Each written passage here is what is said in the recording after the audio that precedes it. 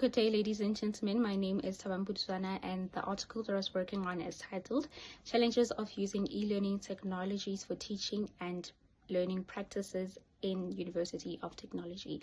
What this article was looking at, it is the various teaching and learning challenges that universities face when they incorporate e-learning technologies in their teaching practices. A specific learning challenge is the fact that students now interact less with each other, meaning that they cannot fully leverage on the social development that happens while learning. Secondly, a teaching challenge is that lecturers now have to invest more time and effort in learning and preparing how to incorporate e-learning technologies in their teaching processes. How this relates to the concept of cosmopolitanism is the fact that this shows that universities not all have the same access, meaning that universities don't all belong to the same community. There are various communities that exist because of the unequal access. Mtia, and this is Mtombeni's 2026 article titled Rethinking the Foundations, which examines why so many South African students struggle transitioning from school to university. Now, Mtombeni argues that the graduate attributes unjust job skills from universities. Using the Slochberg transition theory, he shows that their broad capabilities like critical thinking built across all education phases. But CAPS focuses more on exams, not higher order thinking. So universities end up teaching skills that should have been taught and developed at an earlier phase. This creates a gap between students, and then students enter university way underprepared, causing poor transition and high dropout rates. Mtombeni says that it's a systematic problem and not just a university problem, making access meaningless without real readiness. In conclusion, he says that higher education should prioritize intellectual civic development first without employability. Okay, my name is Tamsam Makol, student number 46516. I will be presenting about the article of Ravulani and Bowen.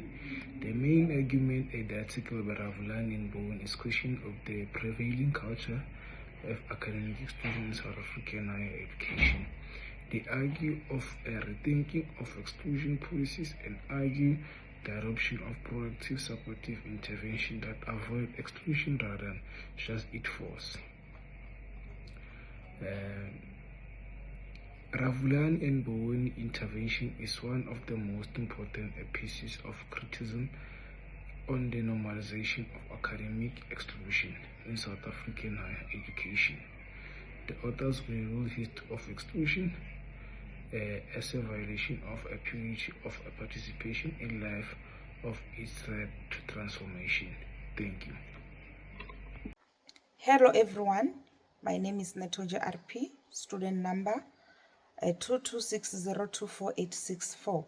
Today I will briefly present the article by Hlatswayo, which examines staffing in South African universities.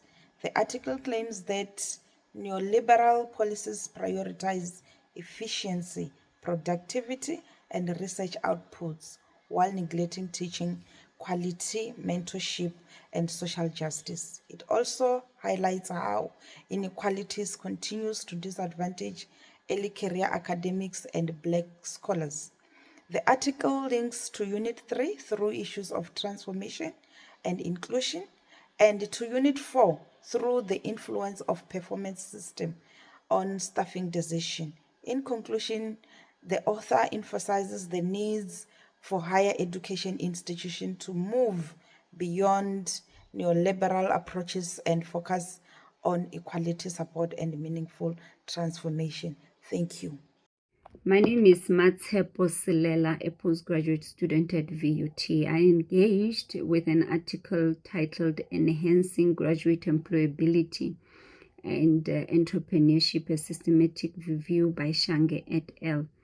It sought to respond to the question as to whether universities should be responsible for solving unemployment. And the framework seeks to address the inequalities in South Africa given the legacy of apartheid and the rise of elitism. I'm of the view that the quality associated with elitism must be maintained while young's access of meritocracy should be used based on talent and effort, and not just wealth and elite culture.